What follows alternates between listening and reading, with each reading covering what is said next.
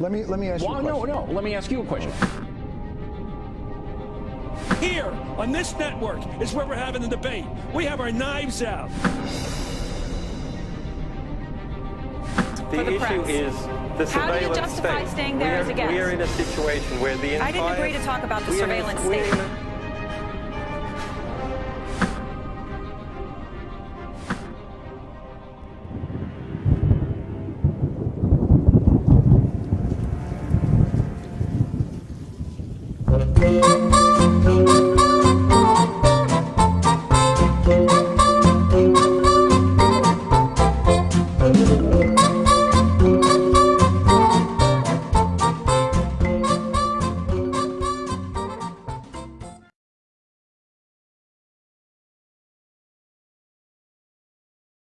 How do you stand on that now? Yes, I do. I want to stand by that comment I made. The reason I made the comment was as a warning. The reason I don't say those things lightly, Chris. You've known me for a long time. I was chairman of the Judiciary Committee for 17 years, or its ranking member. I teach separation of powers and constitutional law. This is something I know. So I got together and brought a group of constitutional scholars together to write a piece that I'm going to deliver to the whole United States Senate, pointing out the president has no constitutional authority to take this nation to war against a country of 70 million people unless we're attacked or unless there is proof that we are about to be attacked. And if he does, I would move to impeach him. The House obviously has to do that, but I would lead an effort to impeach him. The reason for my doing that, I don't say it lightly. I don't say it lightly.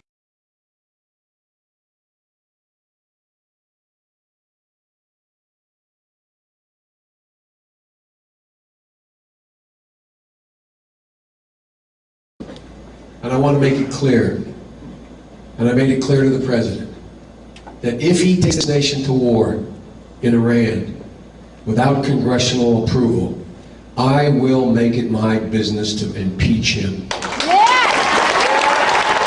That's a fact. That is a fact.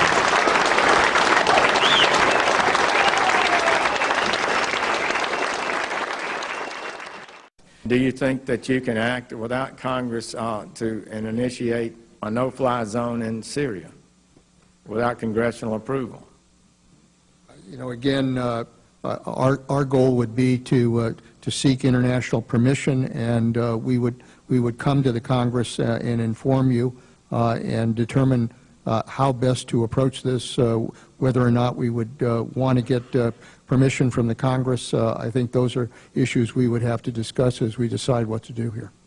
Well, I'm almost breathless about that, because what I heard you say is we're going to seek international approval, and they will come and tell the Congress what we might do, and we might seek congressional approval. No, well, I want to just say to you, that's a big dish. Wouldn't you agree? You've served in the Congress. Yeah. Wouldn't you agree that that's would be pretty breathtaking to the average American? So would you like to clarify that? But I've also served with Republican presidents and Democratic presidents who has always reserved the right to defend this country if necessary. But before we do this, you would seek permission of the international authorities.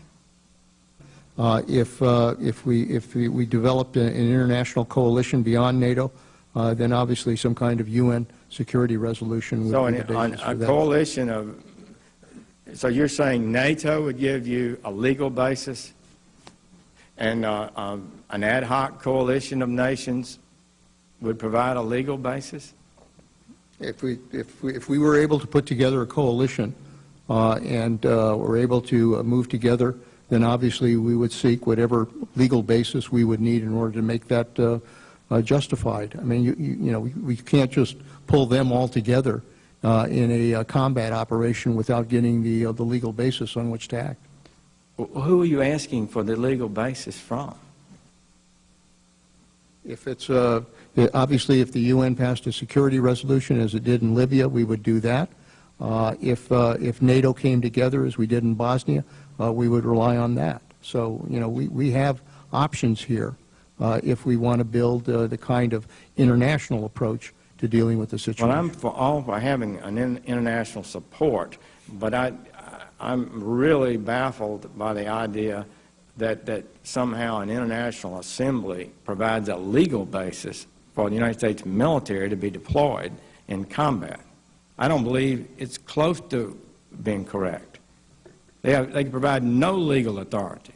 The only legal authority that's required to deploy the United States military is the Congress and the President and the law and the Constitution.